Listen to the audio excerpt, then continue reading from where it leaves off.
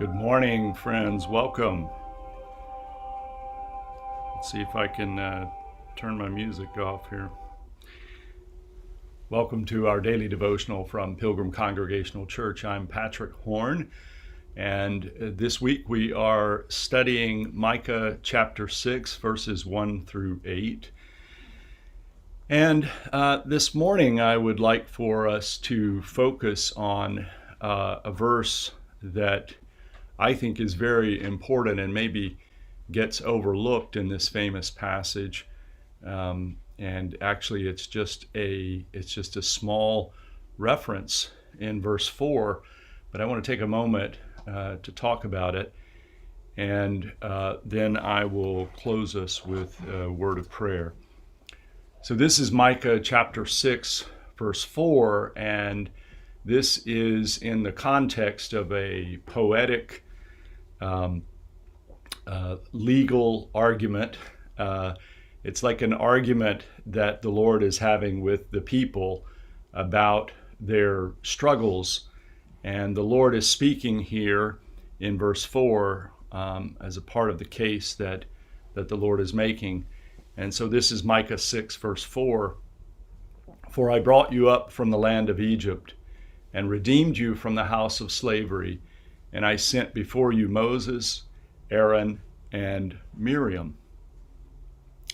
And what I'd like to draw attention to here is the mention of Miriam in this ancient text and this very important text about God's relationship to the people of Israel.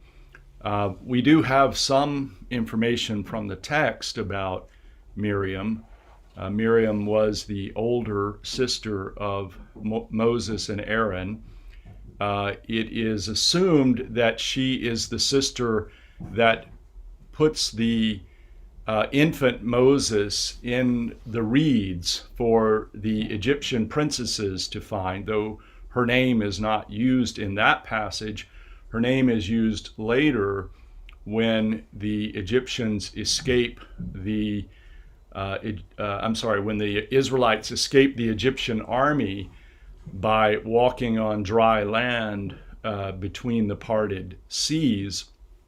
And when the sea comes back together again and destroying the Egyptian army, Miriam is the one who takes a tambourine and leads the other women in a song and a dance, celebrating their escape from oppression.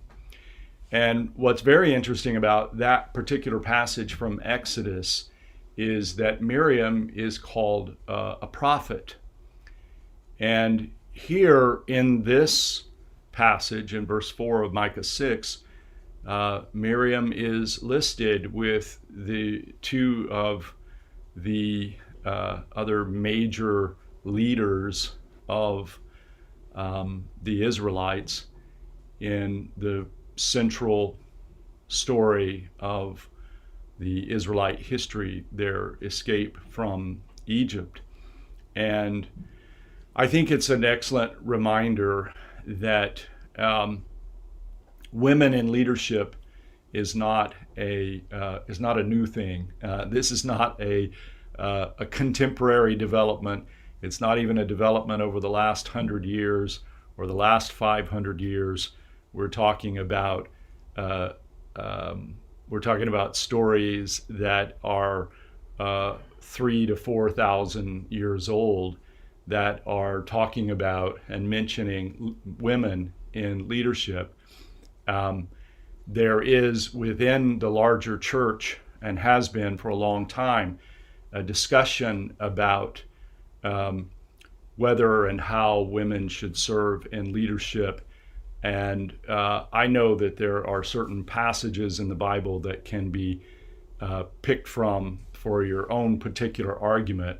But one thing that cannot be denied is that in the ancient text, women are referred to as leaders. So as a Christian who holds the sacred text to be not just something that helps and guides me, but something that I regard as authoritative for my religious life. I think that's extremely important and a very good reminder in the midst of, I think, arguments sometimes that want to skip over verses like this one. So, good reminder, Miriam, sister of Moses, older sister, and authoritative prophet for the Israelite people. Let's close with this word of prayer from W.E. Orchard. O God, who has formed all hearts to love thee, made all ways to lead to thy face, created all desire to be unsatisfied, save in thee. With great compassion, look upon us gathered here. Our presence is our prayer, our need the only plea we dare to claim. Thy purpose is the one assurance we possess.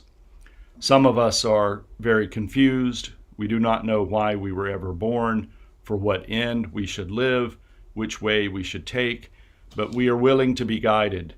Take our trembling hands in thine and lead us on.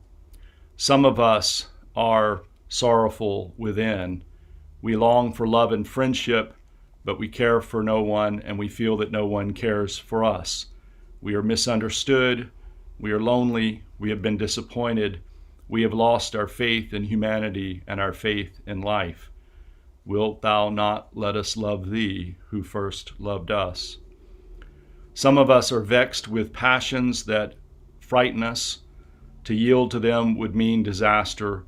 To restrain them is beyond our power, and nothing earth contains exhausts their vehemence or satisfies their fierce desire. And so, because there is no answer, no end or satisfaction in ourselves, and because we are what we are and yet long to be so different, we believe thou art and that thou dost understand us. By faith we feel after thee. Through love we find the way. In hope we bring ourselves to thee.